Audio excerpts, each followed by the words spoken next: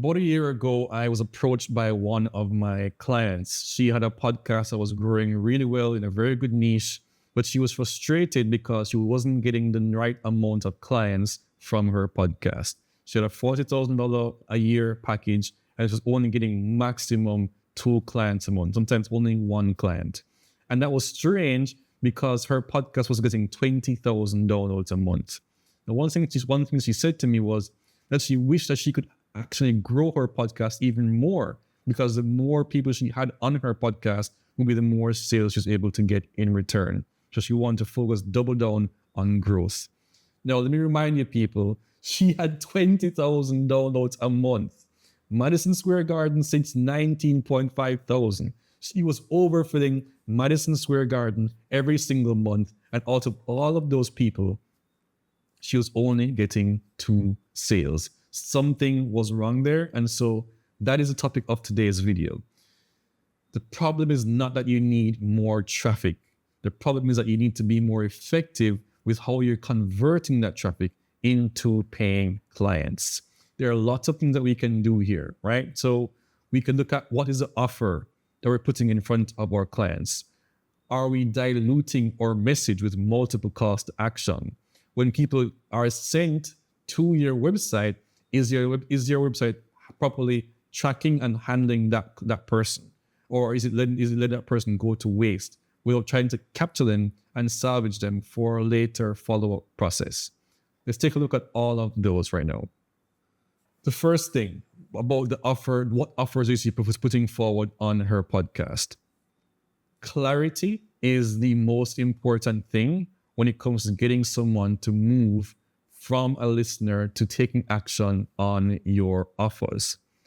Don't just say, hey, I have this product, go ahead and check it out on my website. No, you want to find a compelling way to introduce this offer by talking about what is the problem. And I have a framework. There is the Problem-Agitate-Solution Framework. And you really have about 15, 30 to 45 seconds if you want to do an ad on your show that makes a call to action with which to deliver this. So you want to create 3 different versions. One which you can deliver in 15 seconds, one you can deliver in 30, which you can deliver in 45 seconds. What is the problem that these people are facing? What can agitate the problem? How bad can it get? What is the outcome of the problem if they don't treat it in any urgency or any short amount of time? And finally, what is your solution? And then what can they do next to solve the problem? The problem solution is going to be go to your website at this URL link.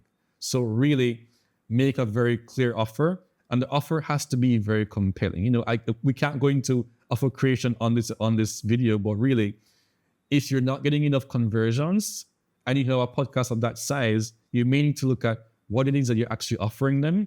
Maybe talk to a few of your guests, of your listeners, and find out what would be a better fit for them before you just continue to blindly push your offer down people's throats. Find out what they actually would want, what's actually their burning pain, and what can you actually solve, and build an offer around that.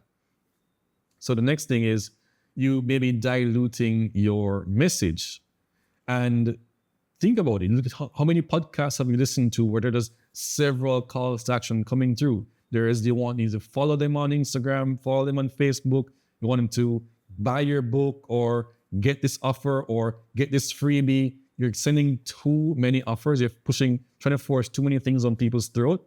They're not going to respond to them. They're going to be very confused. And any confusion at all is going to mean people are going to shut down and take no action. So be very streamlined with 1, maximum 2 calls to action. I would say if you're in this phase where you really want to get some sales from your podcast, buckle down, identify 1 call to action, and focus on that 1 call to action in your podcast for a period of 4 to 6 weeks and see how that works. The next thing is you may not be handling people properly when they come to your website. Now, this client of mine, she didn't have Google Analytics set up, and so we would set that up. And there are ways now in Google Analytics for you using UTM parameters for you to see down to a granular level what podcast episodes, whether it's video or audio or both, is sending the most traffic to your offers. And that way you can get very clear on which episodes are selling the most or are driving the most traffic to your website, which then you can double down on those episodes or promote those episodes differently. So really think about that first of all. Then when someone comes onto your website, let's say they're going to a landing page for one of your offers, be very clear and simple with the offer. Don't have a sidebar that goes somewhere else, multiple links, a header navigation that goes everywhere else. Be very targeted about what it is that you're selling, what it is that you're offering. A very clear sales page. And if your sales page only has a wall of text on it, you want to break it up. You want to make it more diverse. It's 2024 now. Think about including a video, a VSL, video sales letter at the top of that page. So people don't have to read if they don't want to, and they can just watch that video and in 7 to 20 minutes get a very clear snapshot or a clear idea of the offer in its entirety, what you can do for them, what you've done for others, and what's a problem that you're solving. Put that at the top of the page with a link for them to sign up right away. And if they want to read, they can then read through more of the details of the program, along with any testimonials, testimonial videos, testimonial text, anything like that.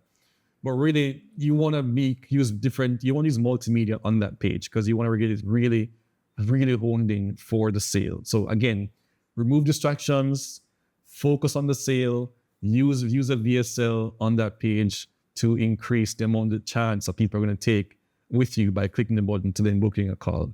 And then don't make the process difficult, right?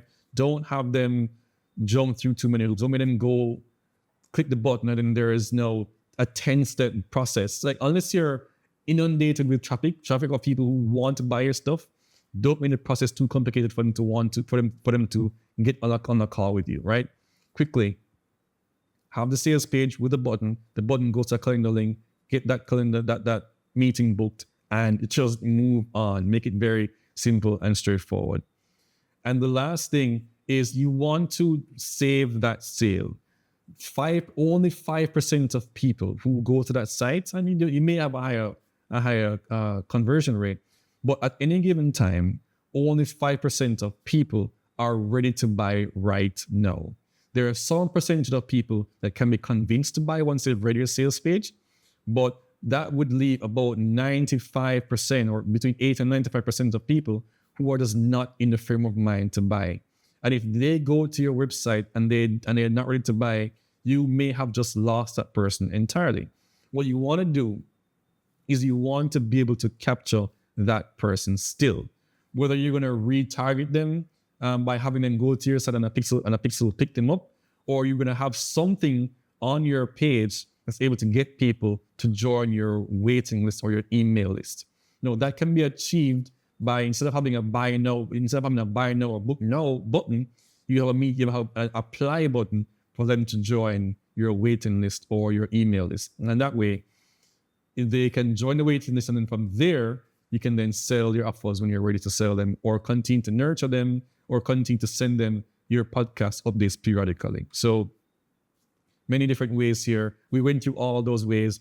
And if I want you to take a look at your podcast, look at your numbers that you're getting. Any amount of numbers that you have, you should be able to get clients from that.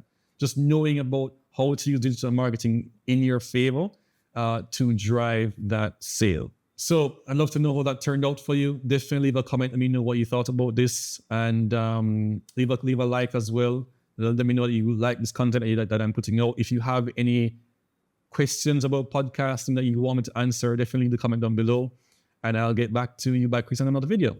All right, take care.